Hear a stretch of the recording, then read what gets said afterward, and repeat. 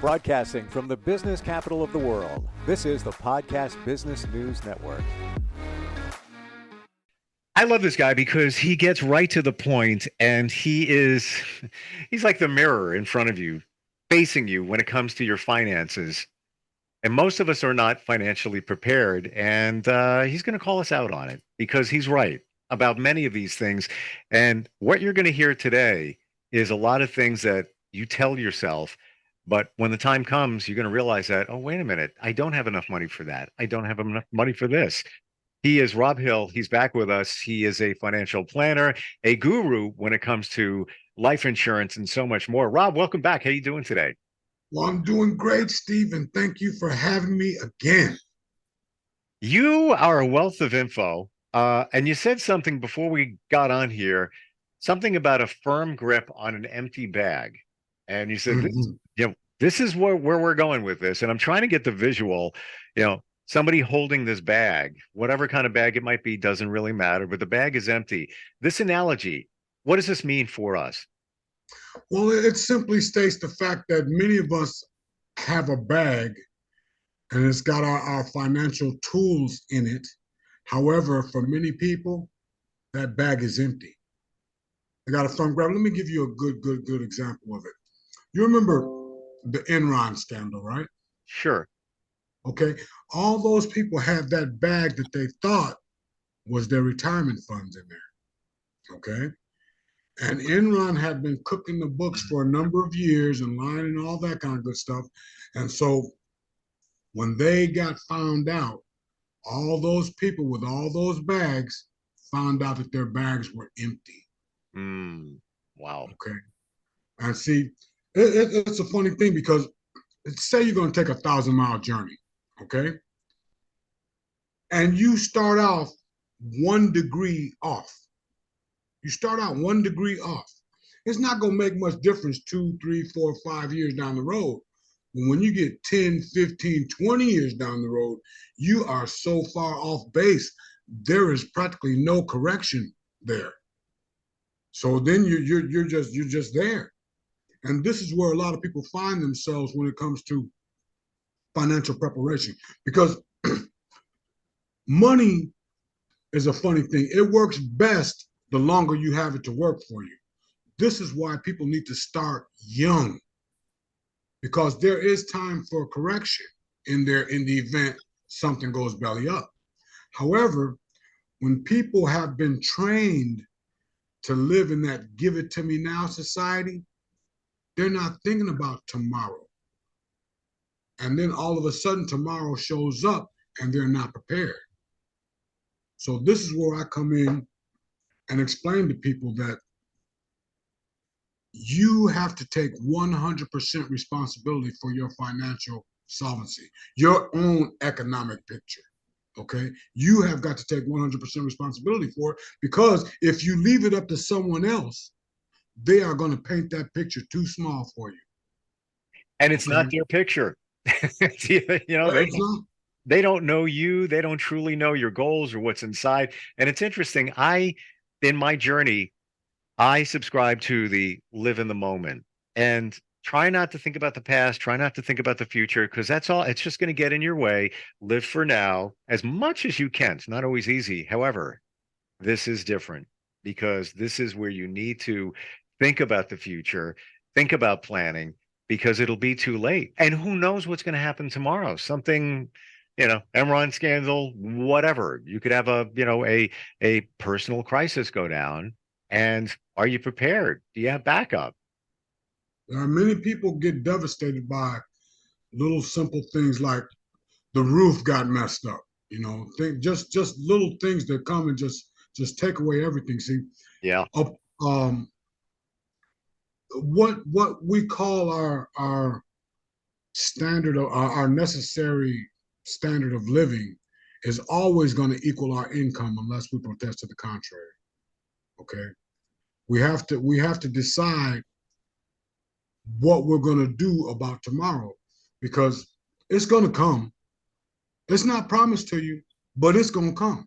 What happens when tomorrow comes and you ate up everything yesterday? Okay. Yeah. This is where people have to talk about sacrifice, right? Sacrifice is not a bad thing. Sacrifice is giving up something of a lower nature to receive something of a higher nature. This is where you cultivate the habit of saving. Now, saving is not enough. You have got to take that money that you're saving, and it's got to work for you. It has got to work for you. And how are you going to do this? So many people get so caught up. Well, I really don't have time to learn about finances or anything like that. But you know what? Your finances is right up there with oxygen. Okay? You need to learn about this stuff. Because if you don't, somebody else is going to tell you what's happening. I use the cliche that those who don't know are controlled by those who do. Okay? Yeah. And so we've got everybody out here. The best way to tackle this problem is a person's got to know where they're at, number one. You got to know where you're at. Then you got to know where you want to go, where you want to be at financially speaking. And then comes the hard part. Now you got to decide what you're willing to give up in order to get that. Okay? So maybe not 200 channels on the TV. No. Maybe buy a car. A guy once gave me some real good advice. He said, Rob, don't ever buy a new car. I said, why is that? He said, because as soon as you sign the paper, it's not worth what you're paying for it. I said, really? He said, yeah. He said, this is what you do. You buy a car 2 years old with under 20,000 miles, or as close to that as you can possibly get. You got a new car and somebody else took the hit. I said, wow. Yeah, honestly, I don't know anything about finance. That's what I've done over the years. Mm-hmm. However, I'm just going to pivot for a moment. Things you don't expect. A few months ago, and my car's, it's about time to get a new one. I like it. I like it a lot. My friend does an oil change, does the brakes, rotors. I let it go. So I was like, all right, dude, take care of it. Calls me up and says, yeah, I got a problem. Something I've never seen this before. And I totally trust him, known him for like 25 years. I'm like, what's up? He goes, your subframe is completely rusted out and falling apart. I'm like, what? So the subframe fits in the frame. There's a point in bringing this up in terms of the financial hit. You couldn't even buy it from the dealership. Had to get it on eBay. In the end, with the rental car, because it took them a week to fix it, it's a big job. All of this was $4,000, over $4,000, like 4,400, just like that. And I didn't have a choice. I got to get my kid to school. I need a vehicle. I didn't have time to shop. It's like, all right, just do it.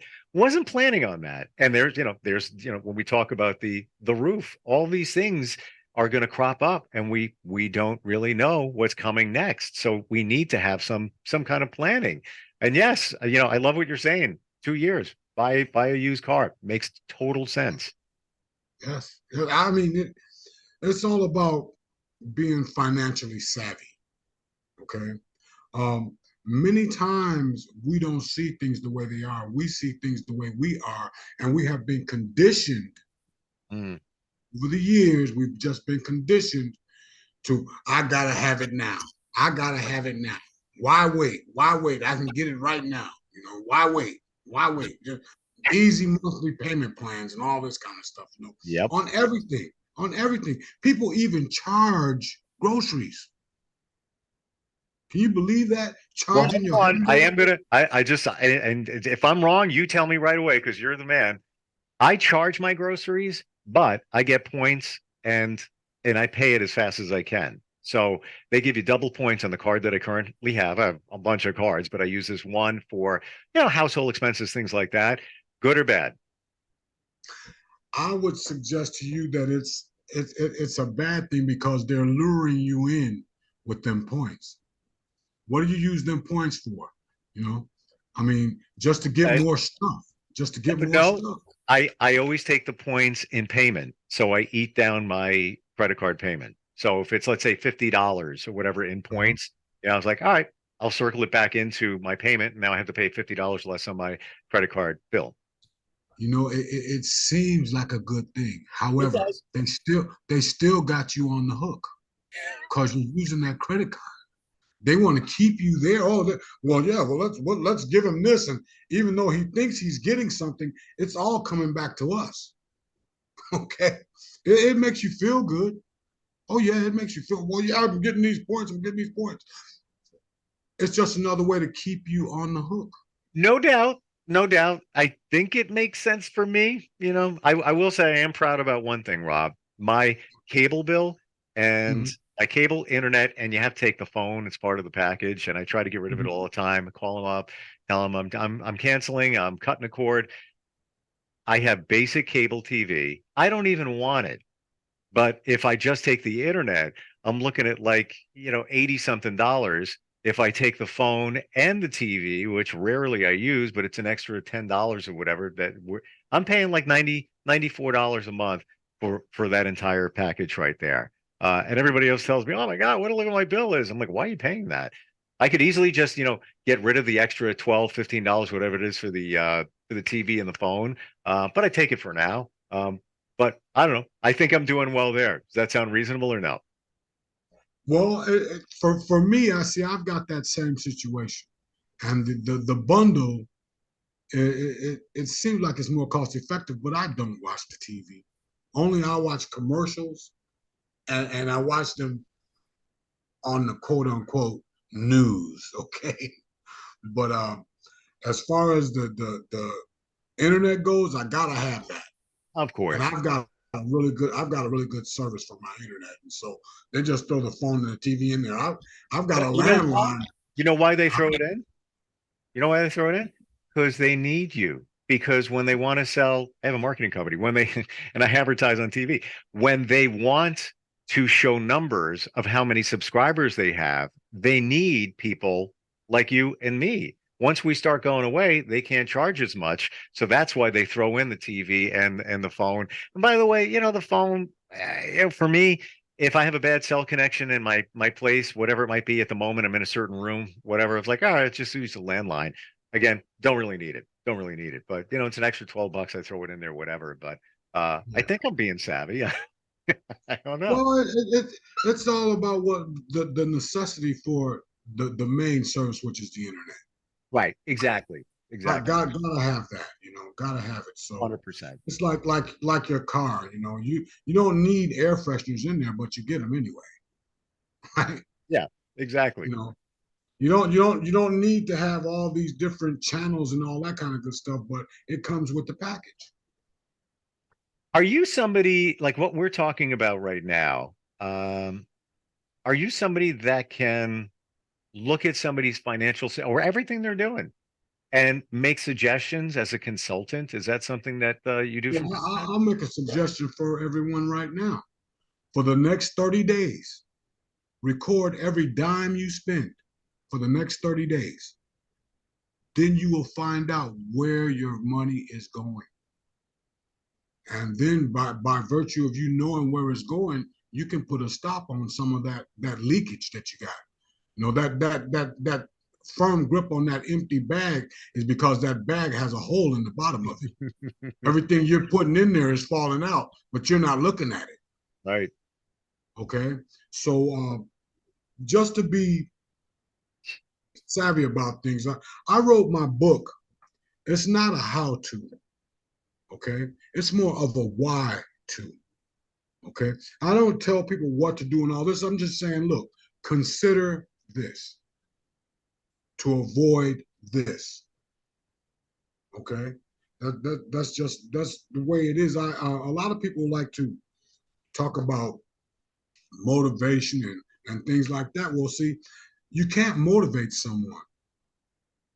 I can inspire you to get motivated to do something, and the best way to do that is usually through the only two reasons why people do anything, and that's to avoid pain or experience pleasure. Right. Because the only two reasons why people do things, right? So what I like to do is just get people to thinking, because most people don't think. We're living in the moment right now, and what feels good right now, that's what I'm going to do. Never mind what's gonna happen tomorrow. I ain't there yet. Tomorrow not promised, where I'm. But let's just say you do wake up and it is tomorrow. All right.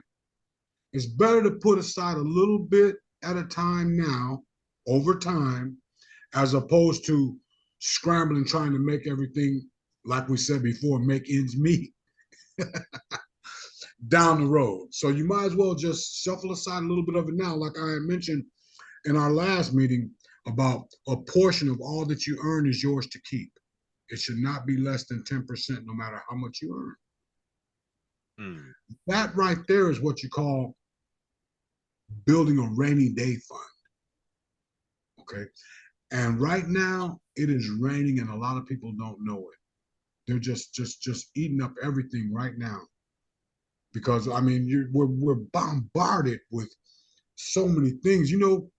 If I told you in 1972 that in the year 2023 you could eat anywhere, anytime, whatever you want to eat, and you would look at me and say, well where are they going to eat it? And I say to you, there's going to be restaurants on every corner, open 24/7, all the time, and all this. You would say, man, you're nuts. You're crazy. Get out of here. But where are we at right now? Yeah. Okay. Yeah. Everywhere you turn, it's going to cost you something. Or picking up one of these devices here and pressing a button and having something delivered to your house. And I'm not talking food. I'm talking about items and things from this Amazon thing in 4 hours or less. Yeah. And you don't have to pay for it. You do, but you didn't have to bring it. Just automatically came out of your Mm-hmm. bank account. Wow. Yeah. People would say the same exact thing. And by the way, things like Amazon, it's your friend and it's your foe because you could get so addicted to just making it easy. Like, yeah, let me just click the button. You know what? If I don't like it, I'll take it back or I'll drop it off at the UPS store. How many times do we actually do that? It was $12. I'm not going to worry about it. It goes in. And see That, that's the Achilles heel right there, yeah. because every little bit counts. I mean, you look at the waste in one's financial picture. You look at the waste that goes on. You take that cable bill that we both have with the internet and all that, and you look at that over 10, 15, 20 years. Just imagine if we take all them little bits that we're spending, the Starbucks, the $4 coffee, and all this kind of stuff, on a daily basis. We're just doing it without even thinking about it, Hmm. and all that money just flowing away. I meet with a lot of our senior citizens, man, and the one thing that I asked them, I said, if you knew what you know now, what would you do different? And the number one answer I get: save more money. Wow. Save more money. And do it effectively, not just Mm-hmm. throw it in some savings account. And I had to move some funds around for a various number of reasons, and I had like $20,000. I moved, threw it into a savings account just for the moment. It's not staying there. And then I looked at what the interest was. I don't pay attention. I don't leave money in savings accounts, but I don't pay attention to the interest. That amount of money, my interest monthly is about 19 cents. I even I am not making that up. And I don't care. I have to, take care of it. But it's an eye opener. A lot of people think that that's okay because they're not financially sound or savvy about it. But what a complete waste. Well, this the thing about that is simply this: they're paying you that piddly amount, but then when they loan it out, they're getting 10 times that, Yes, they are. okay, if not more. Just like your credit cards and things like that. See, uh, man does not prey on man physically. Man preys on man, his fellow man, financially. Okay, they're getting you to, they're separating us from our dollars. That's it. Everything, every time you look at something, it's costing you, because it gets ingrained, it gets embedded, it gets input into your psyche. Like I need this. I gotta have it. Like I like shoes. I do. I just I ordered some like from nice shoes. Amazon. I just ordered some from Amazon. I'm not even kidding, Rob. And I haven't even opened the bag. They're on the floor, and I actually have the same shoes, but I like them so much, and I don't want them to get discontinued. And it wasn't that expensive, so I was like, "Yeah, I get you." Well, see that's where the things about all these things that we buy, and what we need to do is question, what is this going to do for me? See, 9 times out of 10, we're just satisfying an emotion. Yes. Logically, it makes no sense. You are 100% right, and part of that emotion is feeling that we deserve it. We work really hard. I'm slaving away. I'm like, you know what? I'm gonna get that. I deserve it. It's only, $53, whatever it might be. Yeah, I deserve it. I deserve it. I deserve it. And where's it sitting? A lot of times in the bottom shelf of your closet, and Mhm. you really didn't need it. It's Do you think before anybody makes any financial moves that they should really take time to process it, really dig into it? Well, yes, and see, it's all those little things that seem insignificant at the moment. But when you look over a period of time at all Yeah. those little things and the amount of money that's gone into it, this is where the rude awakening comes. Man, man, why did I buy this? Why did I do that? Oh, I should have did something else. I should have, could have, should have, would have. It comes up all the time. So what we need to do Mm. is we have to decide that we're not going to let our emotions rule our finances. We're going to do this thing logically. Okay. I don't need this. I don't need a $5 cup of coffee. You know, I go to Burger King and then they say, you want to supersize that? We can give you the large, the medium, or the small, or whatever. I mean, it's just eating away at your funds, just eating away at it. It's I went to crazy. a restaurant the other day, and we're just about out of time, but just what you said. And I was there with my son, and it's Texas Roadhouse. I don't know if you have them down where you are. Mhm. Just Yeah, we great, do. great steak place, right? And we order an app, we order our meals, get some drinks, and she says, "You want to grab the ribs? They're really good. You want to try them?" And I'm like, I'm thinking to myself, I'm going to barely be able to walk out of this place after I eat what I ordered already. And she looks at me and she says, "They make us say that. They make Hmm. us say that." She felt guilty Upsell. even saying it. It's Yeah. upsell. It's the upsell. Yeah. What's the Like up? when you go online and buy something, boom, I got this. Well, would you like to add this to it? Yeah. Yep. you know, oh, come on, we're gonna give you 50% off. And it's emotional hijacking. That Fair that's enough. my own term. I coined that phrase, but I love it. It is. yes. It is. You're totally right about that. Even right down to the when you're just sniffing around a website and 10% off if you give us your phone number or your email address or both. I just was on a site the other day. It was 10% off your email address. I'm like, all right. And I give, some side address I don't use that often for this purpose. And then I'm done. And then ding, comes up 5% off. Additional if you give us your phone number. And it's almost like a guilt factor. They're emotionally getting you because you feel like it's FOMO, fear of missing out of a deal. I don't even know if I'm going to buy from them. And now I gave them, information. Rob, you have the book, you have the knowledge, you help people do this all the time. How do we find you? Well, you find me at www.rhillenterprisesinc.com. My direct line is 773-765-4491. Or you can email me. Well, if you go to the website, you'll get all my contact information there. And I would like to just leave everyone with this right now, okay? If you have not started looking at your financial picture, you need to start today, okay? Get your life insurance in order, whole life or term. There is no good or no bad. It's all about what's going to fit your goals down the road. Okay.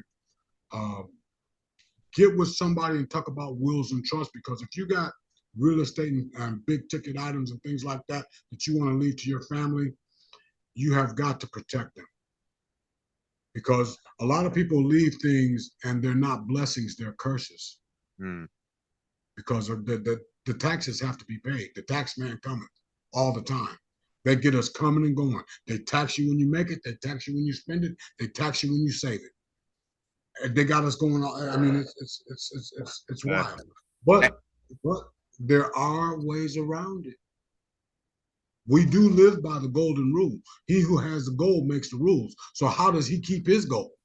And that's what we need to do. We need to follow what they're doing.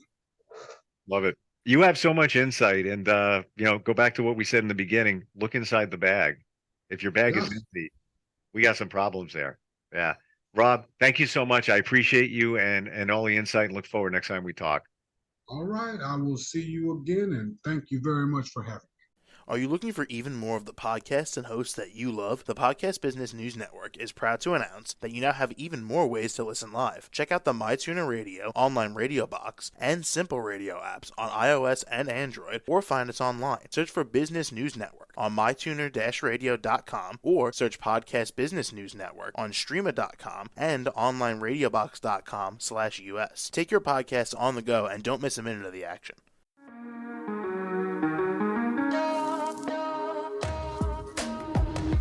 Broadcasting from the business capital of the world, this is the Podcast Business News Network. For nearly 2,000 severely injured veterans, everyday life has become filled with barriers.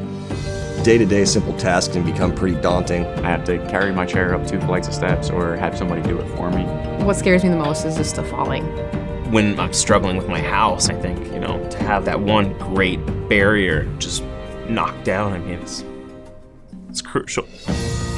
Home for Our Troops is a wonderful nonprofit that builds a mortgage-free, fully adaptive, handicap-accessible house. And there's no catch. It'll be our very first home that we've ever owned. This is a game changer. This is where your life begins again. We need you to join us in completing this important mission. Please visit hfotusa.org and help build homes and rebuild lives. Because of you, everything's going to be okay.